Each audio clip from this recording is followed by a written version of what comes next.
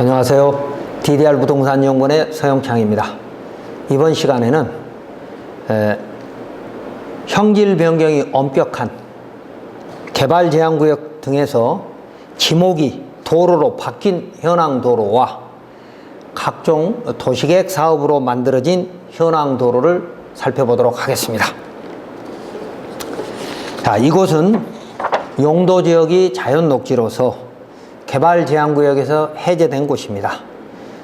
그리고 창고는, 오른쪽에 창고는 2008년에 허가받아서 2009년에 준공된 건축물로서 2012년 현 소유자가 그 진입로가 사유인 것도 모르고 구입하였는데, 최근 사유도로 2, 여기에 사유도로가 1, 2, 3이 표시되어 있죠.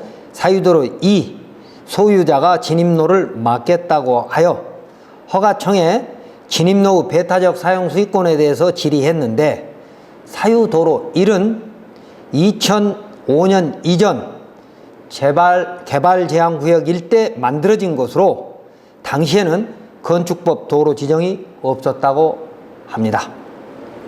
그래서 건축가에서는 이 현황도로 소유자 1 또는 2의 사용 승낙이 없으면 건축 신고도 되지 않는다고 지금 참고 부지를 얘기합니다. 안다고 해석하고 있는데, 지자체는 현행 건축법 기준만으로 판단하지 말고 다음과 같이 각 부서가 협의해서 건축 신고가 될 수 있도록 해야 합니다.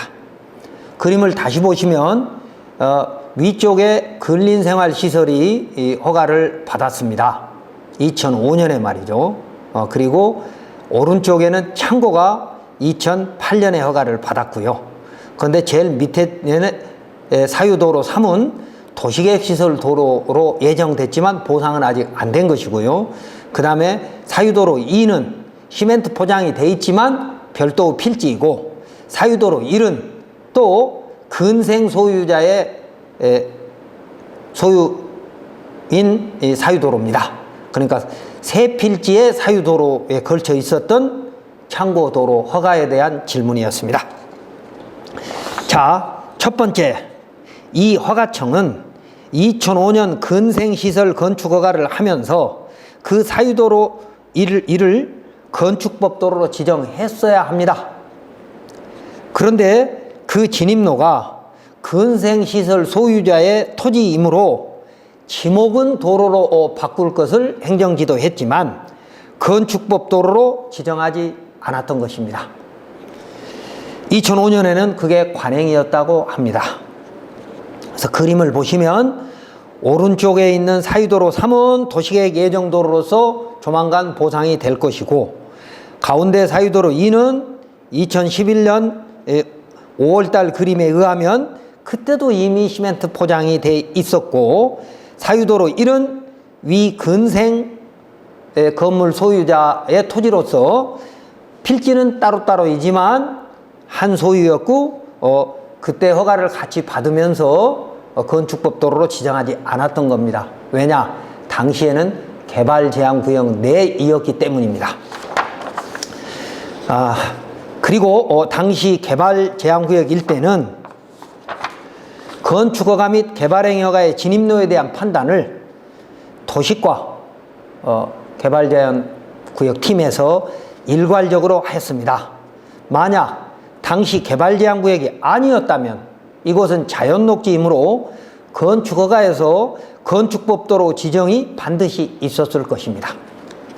또한 이 길은 막다른 도로이지만 주민들이 오랫동안 이용하고 있었던 마을길이므로 근생허가 때에 기부 체납을 요구했거나 적어도 배타적 사용 수익권의 제한에 대해서는 별도의 약정이 있었을 겁니다. 그러므로 당시 허가서 등을 확인해서 현황도로 소유자의 1번 말입니다. 근생 소유하는 배타적 사용 수익권의 제한을 찾아볼 필요가 있습니다. 대법원 96-20581 판례에 의하면 별도의 의사표시 또는 특별한 사정이 있었으면 제한된 것으로 볼 수 있다고 되어 있으니까요. 다음 두 번째, 2005년에 이축권으로 건축허가 된 근생시설의 진입로는 이 도면의 아래쪽 3개의 사유도로를 통과한 것인데 사유도로 1은 본인 소유로서 2005년에 지목을 도로로 바꾸었고 당시 개발제한구역 내에서 말입니다. 사유도로 2는 타인 소유이나 개발제한구역일 때 이미 만들어진 현황 도로로서 오랫동안 주민이 이용해왔던 도로이기 때문에 사용락이 필요 없다고 판단을 했을 것이며 사용도로 3은 타인 소유이나 2011년 이전에 이미 2차선으로 포장된 도로이면서 도시계획 예정도로 지정된 곳이므로 이 사유도로 3곳은 근생시설 건축허가 시에 건축법 도로 지정을 하지 않고 건축허가 된 것입니다. 그렇다면 이 현황도로 3곳 중 사유도로 3은 도시계획 시설로서 향후 보상이 될 것이고 지금 건축법 예정 도로이며 이미 포장된 도로이므로 사용 승낙을 요구하지 않았을 것이나 사유도로 1은 본인 소유로서 행정지도를 통해서 지목을 도로로 변경하였고 개발제한구역이었으므로 별도로 건축법 도로 지정을 하지 않았을 것입니다. 반면 사유도로 2는 오래전부터 마을 길이라서 당시 허가권자가 사용 승낙을 요구하지 않고 건축허가를 하였을 것입니다. 그렇다면 이런 도로는 이미 허가청에서 일반 공유 통행로라서 건축법 도로로 지정하지 않았거나 당시 개발제한구역법 규정에 따라 건축법 도로 지정을 할 필요가 없었다고 판단한 곳인데 이제 와서 그 진입로 소유자가 배타적 사용 수익권을 주장한다고 하여 지자체가 기존의 공도라는 판단을 뒤집고 주민들이 사용하고 있는 도로를 허가 신청자인 개인에게 해결하라고 하는 것은 형평성에도 어긋나고 비례평등의 원칙에 위배되는 것입니다. 세 번째, 이 사유도로 2와 3의 바로 오른쪽은 수자원공사가 사업을 하면서 수용했던 곳이고 왼쪽은 고속도로 2곳이 교차하면서 대형 톨게이트가 있는 곳으로 이 근처에 도시계획 및 도로계획을 당시 시행사들이 그러니까 수자원공사나 도로공사 등이 지자체와 잘 수립했을 것입니다. 그리고 이곳은 개발제한구역이 해제되면서 국토계획법에 의해서 지구단위 계획구역으로 지정된 곳이기도 합니다. 그렇다면 이 지구단위 계획을 수립하면서 세부적인 지구단위 계획은 없었더라도 행기제는 없었다 하더라도 내부의 도로계획은 수립되었을 것입니다. 이렇게 복잡한 도시관리계획의 변경과 개발제한구역 당시의 건축법 도로 미지정 등으로 인해서 발생된 주민들 간의 분쟁을 수용권도 없는 개인에게 모든 책임을 떠밀지 말고 지금이라도 지자체가 적극적으로 나서서 도시관리계획 및 도시계획시설 도로에 대한 판단을 하여야 하고 필요하다면 사유도로 소유자에게는 적정한 보상을 하여 주민 간의 분쟁을 해소하여야 할 것입니다. 주민들이 공동으로 사용하고 있는 공간, 마을길을 한 주민한테, 개인에게 모든 비용을 들여서 해결하라고 하는 것은 지자체장으로서 정말 무책임한 요구이며 형평성, 비례평등의 원칙에 어긋나는 것입니다. 다음 네 번째, 이 사유인 현황 도로는 앞 시간에 여러 차례 설명한 것처럼 이미 배타적 사용 수익권이 여러 가지 이유로 제한된 도로입니다. 그래서 이번 건축허가 신청에서 건축법 도로로 지정하여야 할 곳입니다. 그리고 이 사유도로 1은 원래 한 필지에서 분할되었던 것입니다.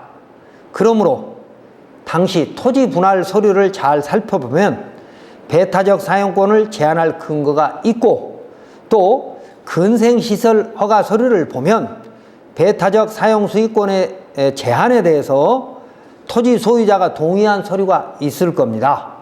그래서 이런 서류들을 정보 공개 요청해서 허가 신청자와 허가권자가 잘 협의해서 배타적 사용수익권을 제한한 근거가 있다면 사용당 없이 허가해주고, 제한한 근거가 없다면 허가 신청자와 지자체가 공동으로 노력을 해서 문제를 해결하려고 해야지, 이 사유도로는 법령의 미비 등으로 인해서 지자체가 공도로 만들지 못한 책임이 있는데도 불구하고 개인에게 모든 책임을 미루는 것은 잘못된 것이라는 겁니다. 그래서 지자체가 부당이득 반환 청구 소송에 피소되거나 주민 간의 분쟁이 생기는 것은 추후 문제이고, 일단 주민들이 오랫동안 사용한 도로이므로 사용 승낙 없이 허가하여야 합니다. 방법은 건축법, 조례도로 등 여러 가지 방법으로 말입니다. 자, 이번 시간 정리하면 오랫동안 주민이 이용해온 마을길을 개발제한구역 일대에 진입로로 인정해서 사용승낙 없이 근생시설 건축 허가를 하였고, 또 개발제한구역 해제 이후에 2008년 참고 신고에서는 신고 건축물이기 때문에 별도로 진입로 지정을 하지 않고 개발행위 허가 및 건축 신고를 수리하였다면, 이런 현황 도로는 지자체가 적극 나서서 해결하여야 한다는 것입니다. 즉, 허가청이 건축법 도로로 미지정함으로써 발생된 분쟁을 개인에게만 미루지 말고, 현황 도로 소유자의 배타적 사용수익권이 제한되지 않았으면 적당한 보상을 하여서라도 주민의 기득권, 그러니까 기존의 현황도를 이용했던 그 주민들의 이용권 말입니다. 기득권을 보호할 책임이 지자체장한테 있기 때문에 현황도로 소유자의 소유권도 보호해야 하지만, 그 도로를 오랫동안 공도로 생각하고 이용했던, 그리고 그 길을 이용해서 건축허가를 받았던, 또 신고가 수리되었던 그런 현황도로는 배타적 사용수익권이 제한됐다고 지자체가 당당하게 판단을 하고 허가를 해줘야 한다는 겁니다. 그런데 일선 지자체는 각종 법령에 의해서 여러 부서가 같이 협의해야 할 복잡하고 어려운 판단에 대해서는 중앙정부의 뚜렷한 업무 지침이 없다면 주민들을 위하여 현황도로 이용자의 기득권을 보호할 방법이 딱히 없을 것입니다. 그러므로 국토부는 이미 발생된 현황도로의 배타적 이용권에 대한 판단 근거를 지금이라도 원론적으로 정리해주고, 향후 건축허가 및 개발행위 허가에서는 배타적 이용이 아닌 여러 주민들이 사용하고 있는 현황도로에 대해서는 건축법 도로로 반드시 지정하거나, 적어도 개발행위 허가 시에 배타적 사용수익권의 포기각서를 받아서 이런 어려움이 생기지 않도록 사전에 막아야 할 것입니다.